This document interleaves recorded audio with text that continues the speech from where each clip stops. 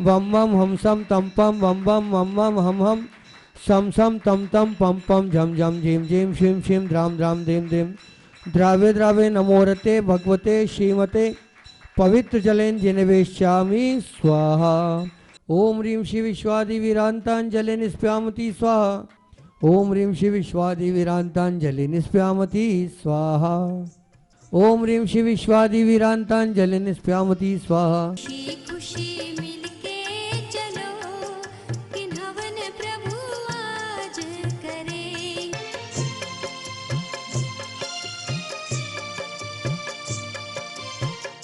मंगलकारी गीत सुनाओ मन में अमृत से गगरी भरो।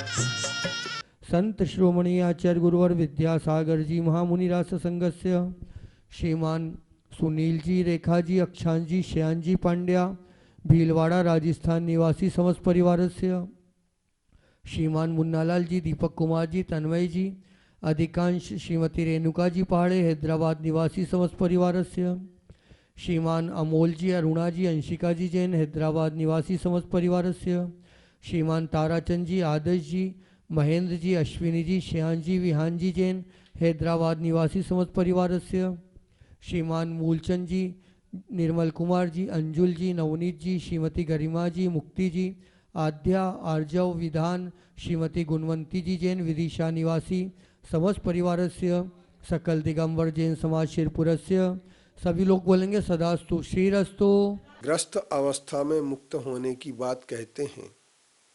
इनमें श्वेतांबर मत एक ऐसा सामने आया है। तो ग्रस्तों की यदि मोक्ष की प्राप्ति होती है तो सिद्धांत की अपेक्षा से अगर देखा जाए तो मोक्ष की प्राप्ति 14वें गुणस्थान के बाद ही होती है। ये सिद्धांत जैन सिद्धांत का चाहे श्वेतांबर हो चाहे दिगंबर हो सभी में सामान्य है।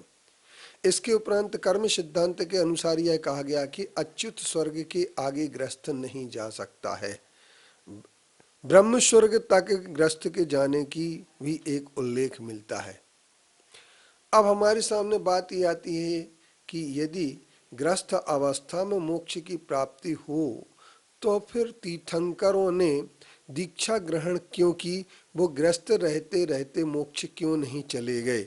ऐसे 24 तीर्थंकरों में कौन से तीर्थंकर हैं यह बताने का वो ऐसा मत रखने वाली मान्यता रखने वाले लोग यह बताने का प्रयास करें कि यह खोज करें, शोध करें कि ऐसे कौन से तीर्थंकर हैं जिन तीर्थंकर के 5 कल्याणक की जगह 4 कल्याणक हुए हों और उन्होंने तप कल्याणक धारण नहीं किया हो और उन्हें केवल ज्ञान और मोक्ष प्राप्त हो गया हो। जन्म और गर्भ तो उनकी सामान्य सी बात होती है।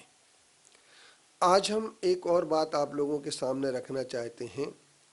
कुछ लोग फेक न्यूज़ के आईटी के माध्यम से, यानी हम ये कह सकते हैं इंटेलिजेंसी और टेक्नोलॉजी के माध्यम से बहुत सारी बातें कर रहे हैं और वो तीर्थ रक्षक अपने आप को सोशल वीर भी घोषित कर रहे हैं। उनका मैं बहुत बहुत धन्यवाद देता हूं कि यदि वो तीर्थ रक्षा में अपना सहयोग देते हैं। लेकिन अभी तक किसी भी सोशल वीर ने कोई भी मैदानी कार्यक्रम करके नहीं दिखाया है। जैसे चाहत पांडे के इंस्टाग्राम पर करोड़ों फॉलोअर्स थे, लेकिन जब उनकी वोट दमोह क्षेत्र से आई तो 1200 वोट से उनकी ज़्यादा वोटें नहीं आई। जो पहलवानी ये दिखा रहे हैं सोशल मीडिया पर और संतों को राजनीति में घसीटने का प्रयास कर रहे हैं, संतों के माध्यम से वो राजनीतिक बातें कहलवाना चाह रहे हैं, यह सोशल मीडिया के वीरों के लिए, जैन सोशल मीडिया के वीरों के लिए इस चीज़ से पीछे हटना चाहिए। यह उनका उचित कर्तव्य नहीं है, क्योंकि इसके ये बहुत बड़ा खतरे का खेल है। क्योंकि जहाँ बहुत समाज हो, बाहुल्य की समाज है, वहाँ तो आप दुनिया भर की सब बातें कर सकते हैं, लेकिन जहाँ कम समाज होती है वहाँ पर यदि आप इस तरीके की किसी एक राजनीतिक दल से जोड़ करके आप बात करते हैं या जैसे कि अभी कहा कि पूरी जैन समाज इंदौर की कांग्रेस की ओर, एक किसी ने डाला। मैं उनसे पूछना चाहता हूं तो फिर 9 विधायकों में से एक विधायक कांग्रेस का क्यों नहीं जीता? एक बात। दूसरे नंबर की चीज, ऐसी बात कहना कि हमने अमुक हमारे सोशल वीरों ने प्रधानमंत्री को झुका लिया या गृह मंत्री को झुका लिया, ये बकवास के सिवा और कुछ नहीं है। क्योंकि आपके डर के कारण से नहीं, अपितु वो आचार्य श्री विद्यासागर जी महाराज जी के प्रति श्रद्धा रखने के कारण से आचार्य श्री के चरणों में आए।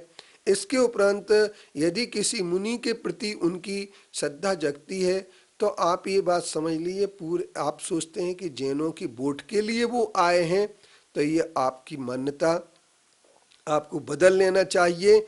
क्योंकि ये आपका संतों के प्रति, संतों की आड़ में जो आप किसी राजनीति का घिनौना खेल खेल रहे हैं, ये संतों की आड़ में खेल नहीं खेलना चाहिए।